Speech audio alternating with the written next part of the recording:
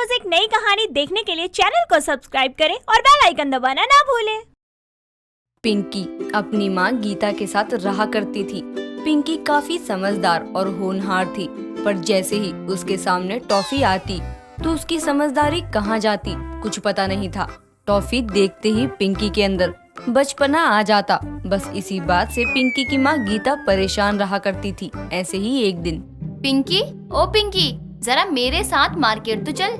माँ, मैं नहीं जा रही, अभी मैं नहाई भी नहीं हूँ और आप मुझे अपने साथ मार्केट ले जाने की बात कर रही हैं। चल कोई बात नहीं, अगर तू नहीं जाना चाहती है तो मैं तुझे फोर्स नहीं करूँगी। मैं तो बस सोच रही थी कि तुझे अपने साथ मार्केट ले जाकर टॉफी खिला दूं। काफी दिन हो गए हैं, इसीलिए तुझे आज अपने साथ ले जाकर एक महंगी एक्लेयर्स की टॉफी का पैकेट खरीद लेती। टॉफी का नाम सुनते ही पिंकी का सारा आलस दूर हो जाता है और वो अपनी माँ से बोलती है, अरे माँ, मैं तो मजाक कर रही थी। अब बस 5 मिनट इंतजार करो, मैं अभी तैयार होकर आती हूँ और फिर चलते हैं ना मार्केट। हाँ हाँ ठीक है, मैं इंतजार कर रही हूँ, तो जल्दी आ जा। अब क्या था, पिंकी फटाफट जाती है और जल्दी से तैयार होकर अपनी माँ के साथ मार्केट पहुँच जाती है। सारी शॉपिंग होने के बाद गीता और पिंकी घर की तरफ जाने लगते हैं। तभी पिंकी अपनी माँ गीता से बोलती है, माँ, आपने कहा था कि आप टॉफी का पैकेट खरीदोगी और टॉफी की दुकान तो पीछे रह गई। पिंकी, अब तू बड़ी हो चुकी है बेटा, इतनी टॉफीज खाना अच्छी बात नहीं है। अगर तू इस तरह टॉफियाँ खाती रहेगी तो तेरे दांतों में कैविटी लग जाएगी। माँ, कुछ नहीं होगा। और आप कैसी माँ हो जो अपनी बेटी से वादा करके उसको पूरा नहीं करती। पिंकी के मुंह से ये बात सुनकर गीता उसकी तरफ देखती है। पिंकी की ऐसी बातों का जवाब गीता नहीं दे पाती है, जिसके बाद न चाहते हुए भी गीता को टॉफी का पैकेट खरीदना ही पड़ता है। टॉफी का पैकेट खरीदकर गीता और पिंकी अपने घर आ जाते हैं। थोड़ी देर बाद पैकेट खोलकर पिंकी टॉफियाँ खाने लगती है। उसको टॉफी खाते देख गीता बोलती है, पिंकी, तूने आधी से ज्यादा टॉफी खा ली है, अब तो इसको रख दे, नहीं तो सच में तेरे दांतों में कीड़ा लग जाना है। माँ, आप चिंता मत करो, मैं अपने दांतों का काफी अच्छे से ख्याल रखती हूँ, पर मेरे दांतों में कैविटी हो ही नहीं सकती। अब बताओ, आपको खाना है या नहीं? अगर तेरा यही हाल रहा ना तो तू देख लेना, तू अपनी सास से बहुत सुनने वाली है। माँ, आप मेरी सास की चिंता मत कीजिए, मैं अपनी सास को भी टॉफियाँ खाने की आदत डाल दूंगी। हे भगवान, मैं क्या करूँ इस लड़की का? अगर यही हाल रहा तो इससे शादी कौन करेगा? गीता अब सोचते हुए अपने कमरे में चली जाती है। समय गुजरता है और एक दिन गीता की पड़ोसन गीता के घर आती है। गीता बहन, कैसी हो तुम? बस बहन, सब बढ़िया है, तुम बताओ, तुम कैसी हो? बहन, मेरी छोड़ो, पहले ये बताओ कि अपनी पिंकी बिटिया के लिए कोई रिश्ता मिला या नहीं? कहाँ बहन, मेरी लड़की से कौन शादी करेगा? अब तुम तो जानती ही हो ना पिंकी की आदत। देखो गीता, मेरी मानो तो अपनी बेटी को कुछ देर के लिए टॉफी खाने से रोक लो और उसका रिश्ता करवा दो। अगर ऐसा नहीं करोगी तो तुम्हारी लड़की की उम्र निकलती जाएगी, और जैसा तुम जानती हो कि बाद में लड़कियों की उम्र दिखने लगती है और उसकी शादी होने में कितनी मुश्किलें आती हैं। हाँ बहन, ये बात तो है। अगर तुम्हारी नजरों में कोई लड़का होगा तो बता देना, बाकी मुझे अपनी बेटी को कैसे हैंडल करना है उसका उपाय मैं सोचती हूँ। अरे बहन, लड़का होगा नहीं मेरी नजरों में, लड़का है, और वो बहुत अमीर भी है। तुम्हारी बेटी वहाँ पर राज करेगी, राज। मेरी मानो तो उसकी शादी उसी से करवा दो जिससे मैं कह रही हूँ। पर बहन, लड़के का नाम क्या है और वो करता क्या है? लड़के का नाम अमन है और वो बिजनेसमैन है। उनको लड़की संस्कारी और सुशील चाहिए। अब देख लो गीता बहन, मैंने तो वैसे अपनी पिंकी का ही नाम बोला है। बाकी अगर तुम उसकी टॉफी खाने की आदत को कुछ देर तक छुपा सको तो बहुत अच्छी बात होगी। अमन काफी अमीर और अच्छे घर से था, बस इसीलिए गीता इस रिश्ते के लिए हाँ कर देती है और अपनी बेटी के पास जाकर उसको सारी बात बता देती है। ये जानने के बाद कि पिंकी को कुछ घंटे टॉफी नहीं मिलेगी, पिंकी अपनी माँ से बोलती है, माँ, कैसी बातें कर रही हो आप तो जानती हो ना मैं बिना खाना खाए रह सकती हूँ, पर बिना टॉफी के ना बाबा ना, मैं नहीं रह सकती बिना टॉफी के। बेटा देख, अगर तू कुछ घंटे खुद पर कंट्रोल कर लेगी ना तो मैं तुझे वादा देती हूँ कि मैं तुझे एक पैकेट दूंगी पक्का। एक बार फिर पिंकी टॉफी के लालच में आ जाती है और इस रिश्ते के लिए हाँ कर देती है। अगले ही दिन अब अमन अपनी माँ कलावती के साथ पिंकी के घर आता है, जहाँ पिंकी खुद पर कंट्रोल किए लड़के वालों के सामने आती है। पिंकी को कलावती पसंद कर लेती है और ये रिश्ता पक्का हो जाता है। अब जब लड़के वाले चले जाते हैं तब पिंकी अपनी माँ से कहती है, माँ, मैंने आपकी शर्त अनुसार अपनी आदत पर कंट्रोल रखा, अब आपकी बारी है, चलिए अपने वादे को पूरा कीजिए। हाँ हाँ देती हूँ, पर पिंकी याद रखना अब बहुत जल्द तेरी शादी हो जाएगी, तो अपने ससुराल में ये टॉफी खाने वाली आदत को मत बनाए रखना, नहीं तो तुझे बहुत सुनने को मिलेगा। माँ बस भी करो, मैं शादी के बाद अपनी इस टॉफी खाने की आदत को मैनेज कर लूंगी, डोंट वरी, फिलहाल आप अपना वादा पूरा कीजिए। अब ना चाहते हुए भी एक बार फिर गीता पिंकी को टॉफी का पैकेट दे देती है। समय गुजरता है और बहुत जल्द पिंकी की शादी अमन से हो जाती है। शादी के बाद पिंकी अपने ससुराल की सारी जिम्मेदारियों को बखूबी निभाती है, पर ससुराल में टॉफी ना मिलने की वजह से पिंकी को बेचैनी हो जाती है। पिंकी को बेचैन देख अमन बोलता है, पिंकी क्या हुआ, तुम्हारी तबीयत तो ठीक है ना? हाँ अमन जी, तबीयत तो ठीक है, पर मुझे टॉफी खाने का मन है, आप टॉफी ला देंगे क्या? टॉफी? अचानक तुम्हारा टॉफी खाने का मन कैसे कर रहा है?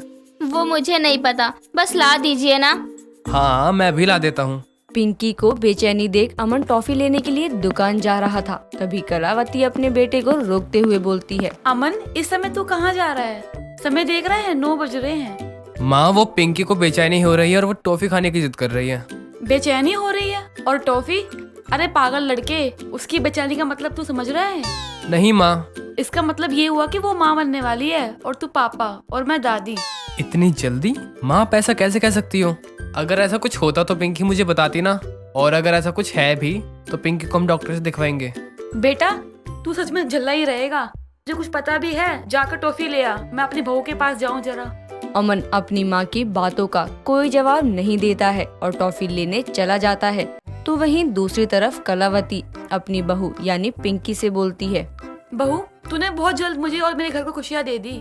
कलावती की ऐसी बातें सुनकर पिंकी को कुछ समझ नहीं आता कि उसकी सास उसको क्या बोलने जा रही है, पर फिर भी पिंकी अपनी सास से कुछ नहीं बोलती और उनकी खुशी में खुश होते हुए खुद से बोलती है, माँ जी ये क्या बोले जा रही है, आखिर मैंने कौन सी खुशी दे दी? क्या हुआ बहू, क्या सोचने लगी?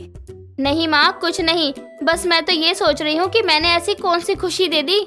कलावती अपनी बहू से कुछ बोलती तभी वहाँ अपने हाथों में टॉफी लिए अमन आ जाता है और उसको बोलता है, हाँ पिंकी ये तो मुझे भी समझ नहीं आ रहा है, तुमने माँ को ये खुशी कब दी और इस बारे में तुमने मुझे क्यों नहीं बताया? अरे पर वो खुशी है क्या? यही कि तू माँ बनने वाली है। क्या मैं माँ बनने वाली हूँ? माँ जी आपको ये किसने कहा कि मैं माँ बनने वाली हूँ? बहू तेरा टॉफी खाने का मन है और तेरे को बेचैनी भी हो रही है, इसका मतलब तो यही हुआ ना कि तू प्रेग्नेंट है। माँ जी मैं प्रेग्नेंट नहीं हूँ, बल्कि मेरी आदत है टॉफी खाने की और काफी दिनों से मैं टॉफी नहीं खा रही थी, बस इसलिए ऐसा कह सकते हैं कि मुझे बेचैनी हो रही थी। अपनी बहू की बातें सुनकर कलावती अपने सर पर हाथ रख लेती है और बोलती है, अच्छा तो ये बात है, और मैं क्या समझ रही थी, इसका मतलब ये है कि मुझे कोई आम बहू नहीं बल्कि टॉफी खाने वाली बहू मिली है। कलावती की बातें सुनकर अब सभी हंसने लगते हैं। निर्मला देवी अपनी 3 बहुओं से बेहद परेशान थी, हो भी क्यों ना, आखिर तीनों ही जुबान चलाने में तेज जो थी और ऊपर से तीनों के पार्लर के शौक के चलते तीनों ने मिलकर एक ही पार्लर खोला हुआ था, जिसमें आए दिन झगड़े होते थे।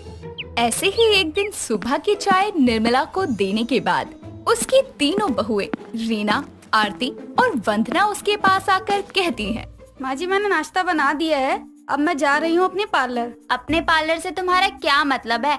वो पार्लर तुम अकेली का नहीं है, मेरा भी है। मुझे भूल गई, मैं भी उसी पार्लर की मालकिन हूँ, समझी? और तुम ये क्या जता रही हो कि नाश्ता तुमने अकेले बनाया है? मैंने भी बनाया है, तो तुम माँ जी के सामने न ये ढोंग मत रचाओ कि तुम पहले घर का काम भी करती हो और फिर बाहर का भी करती हो। मुझे दिखाने की जरूरत नहीं है, मैं तो करती हूँ। हो गया तुम तीनों का, अपने काम मत गिनवाओ, यहाँ से जाओ और निकलो अपने अखाड़े के लिए। माँ जी वो अखाड़ा नहीं पार्लर है, जिस हिसाब से तुम वहाँ लड़ती हो ना, उसे कोई पार्लर नहीं अखाड़ा ही बोलेगा। अब मेरा सर मत खाओ और निकल लो। तीनों बहुएं अपने पार्लर के लिए निकल जाती हैं, जिसका नाम था 3 बहुएं पार्लर वाली। जैसे ही वो तीनों पार्लर ओपन करके उसके अंदर साफ सफाई करती हैं, कुछ देर में उस पार्लर में नितिका नाम की लड़की आती है, जो अंदर आकर बोलती है, सुनिए, मुझे आईब्रो बनवानी है और बालों की थोड़ी ट्रिमिंग भी करवानी है। जरूर आइए, अंदर बैठिए। आरती इनकी आईब्रो बना दो और रीना दीदी इनकी ट्रिमिंग कर देना। क्यों, तुमने अपने हाथों में मेहंदी लगवाई है? नहीं ना, तो तुम ऑर्डर कैसे दे रही हो? खुद क्यों नहीं करती? मालकिन नहीं हो अकेली यहाँ की, समझ गई जो हुक्म चला रही हो। सही कहा दीदी ने, तुमको खुद करना चाहिए काम, लेकिन नहीं, तुम्हें तो कस्टमर के सामने यही दिखाना होता है कि तुम इस पार्लर की मालकिन हो और हम तुम्हारे नौकर। इतने से काम के लिए आप दोनों ने लड़ना शुरू कर दिया। अरे शर्म करो, आपके चक्कर में तो पार्लर ही बंद हो जाएगा। क्या बोला तुमने? हमारे चक्कर में? तीनों आपस में लड़ने लगती है। ये देखकर बेचारी लड़की जो अपनी आईब्रो करवाने आई थी, वो उनके झगड़े से डर कर वापस चली जाती है। ये देखकर तीनों और लड़ती हैं कि पार्लर से कस्टमर वापस जा रहे हैं। शाम तक यूं ही चलता रहता है। उन तीनों के झगड़े के कारण पूरा दिन कोई कस्टमर पार्लर में नहीं आता और तीनों दिन खत्म होने पर शाम को जब घर आती है तो निर्मला उनसे कहती है, आ गई तुम? चलो अच्छा है, वो मुझे कुछ पैसे दो, बाजार से सब्जियां लानी है। माँ जी पैसे? वो तो हमारे पास नहीं है। वो क्यों? आज तो तुम और दिनों से थोड़ा और लेट आई हो पार्लर से। मुझे तो लगा आज कस्टमर की लाइन लगी होगी, लेकिन यहाँ कह रही हो पैसे ही नहीं है। वो क्या है ना माँ जी, आज एक भी कस्टमर नहीं आया पार्लर में, इसलिए हमारे पास एक भी रुपया नहीं है। वाह वाह बहू, अब तो तू झूठ भी बोलने लगी है। अरे मैं अच्छे से जानती हूँ कि पैसे क्यों नहीं है आज तुम्हारे पास। पूरा दिन तो पार्लर खोलकर लड़ने में बिजी थी। बेचारे लोग तुम लड़ती हुई चुड़ैलों के पास अपना मुंह लेकर मेकअप करवाने आएंगे क्या? माँ जी, ये दोनों ही लड़ पड़ी थी, मैंने तो कुछ भी नहीं कहा। चुप करो, बैठो घर में। और दिन तो बर्बाद किया ही है, जाकर रात का खाना बनाओ। और अब अगर वहाँ लड़ी ना तो उन तीनों आज घर से बाहर ही नजर आओगी। इतना बोलकर निर्मला बाजार सब्जियां लेने निकल जाती है। रात होती है, तीनों बहुएं किसी तरह बिना लड़े खाना बनाती हैं और पूरा परिवार रात के समय खाना खाकर सो जाता है। ऐसे ही अगले दिन की शुरुआत होती है।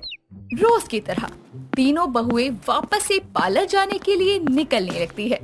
तभी निर्मला उनको रोकते हुए कहती है, सुनो त्रिमूर्तियों, अगर आज तुम बिना पैसों के घर आई तो सोच लेना, कल तुम्हारे पार्लर में मैं खुद ताला लगवाऊंगी, समझ गई? नहीं नहीं माँ जी, आज ऐसा कुछ नहीं होगा। ये दोनों काम करे ना करे, मैं तो जरूर करूँगी।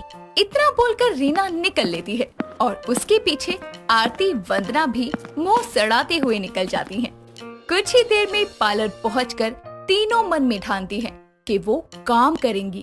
तभी एक आयशा नाम की लड़की पार्लर में आती है और उन तीनों को देखकर बोलती है, अरे सुनिए ना, मुझे मैनिक्योर पेडिक्योर करवाना है और ब्लीच फेशियल भी, तो सब हो जाएगा? जी जी जरूर हो जाएगा, आइए बैठिए ना। हाँ जी आइए आइए, मैं सब कर दूंगी। तुम क्यों करोगी? तुम ऑर्डर दो, मैं करूँगी सब कुछ। आइए बैठिए। प्लीज ऐसे लड़िए मत, आप में से कोई भी करे, मुझे बस बेस्ट चाहिए, बेस्ट चाहिए इनको।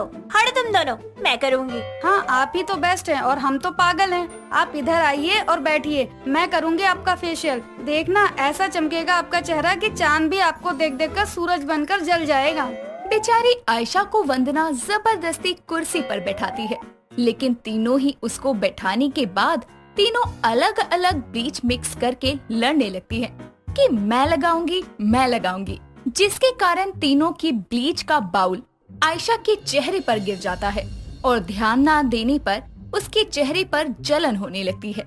ये देखकर रीना जल्दी से उसके चेहरे पर गिरी ब्लीच को साफ करती है और आयशा अपना चेहरा शीशे में देखती है तो उसके चेहरे पर ब्लीच गिरी जगह काली हो गई होती है। ये देखकर वो चिल्लाती हुई कहती है, आप लोग पागल हैं? साहिल गवार कहीं के, ये क्या पार्लर खोल के बैठे हो?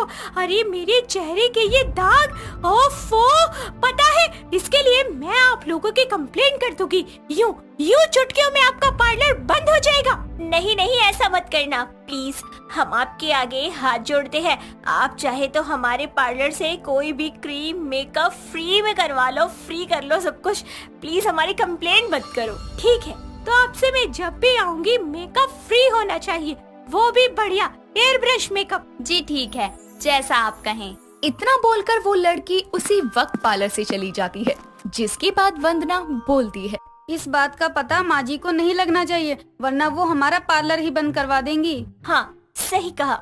शाम होने पर तीनों घर जाती हैं और आज भी उनकी कोई कमाई नहीं हुई होती उस ब्लीच वाले कांड के चलते, जिसके बाद घर पर उन तीनों के लटके मुंह देखकर निर्मला सब समझ जाती है और उनके हाथ में एक ताला देते हुए कहती है, तुम तीनों ने कर ही ली ना अपनी मनमानी। जितने झगड़े करने थे कर लिए। अब उस पार्लर को इस ताले से बंद कर देना हमेशा के लिए। नहीं माँ जी, ऐसा मत कहिए प्लीज। ये पार्लर हमारा सपना है। हम तीनों भले ही देवरानी जेठानी हैं, तीनों के विचार स्वभाव अलग हैं, लेकिन ये पार्लर ही है जिसमें हम तीनों की जान बसती है।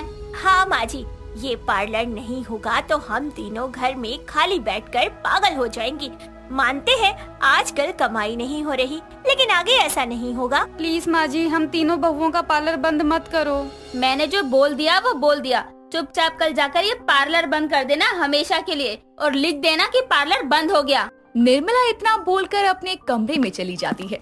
अगले दिन तीनों दिल पर पत्थर रखकर अपना पार्लर बंद कर देती है और घर में रहकर घर के काम करने के बाद अपने अपने कमरों में उदास बैठ जाती है। अब तो तीनों ने आपस में लड़ना भी बंद कर दिया था। ये देखकर रीना का पति आनंद अपनी माँ से कहता है, माँ, जब से आपने पार्लर बंद करवाया है ये तीनों तो हंसना, खेलना और लड़ना भी भूल गई हैं। आखिर इनको इतनी बड़ी सजा मत दो। बेटा, अपनी माँ पर भरोसा रख। अगर मैंने ये फैसला लिया है तो कुछ सोच समझ कर ही लिया होगा। निर्मला भी अपनी बहुओं को बहुत प्यार करती थी, लेकिन उसने ये क्यों किया था, उसके पीछे भी उसका मकसद था। दिन गुजरते हैं।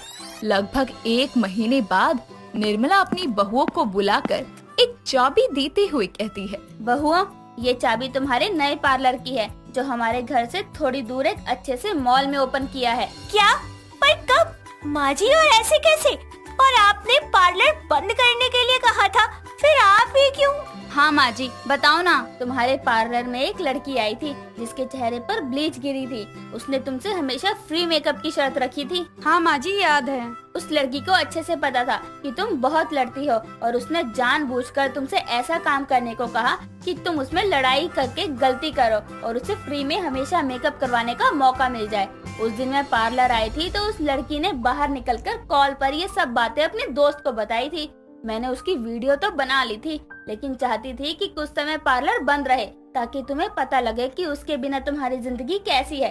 पार्लर तुम्हारे लिए इतना ही जरूरी है तो उसे मिलकर प्यार से चलाओ, वरना ऐसे बहुत लोग आएंगे जो तुम्हारा फायदा उठाते रहेंगे। आपने सही कहा माँ जी, हमें माफ कर दो। अब से हम तीनों बहुएं उस पार्लर को एक साथ मिलकर चलाएंगी बिना किसी झगड़े के। हाँ माँ जी, और आप बहुत अच्छी हो। आई लव यू माँ जी। तो दोस्तों, कैसी लगी आपको हमारी ये 3 बहुएं पार्लर वाली कहानी? आपके आसपास भी ऐसी बहुएं हैं तो हमें कमेंट करके बताइए। दोस्तों, अगर आपको ये कहानी पसंद आई तो इसे लाइक करें, शेयर करें और कमेंट करके बताएं कि कहानी में आपको सबसे अच्छा क्या लगा।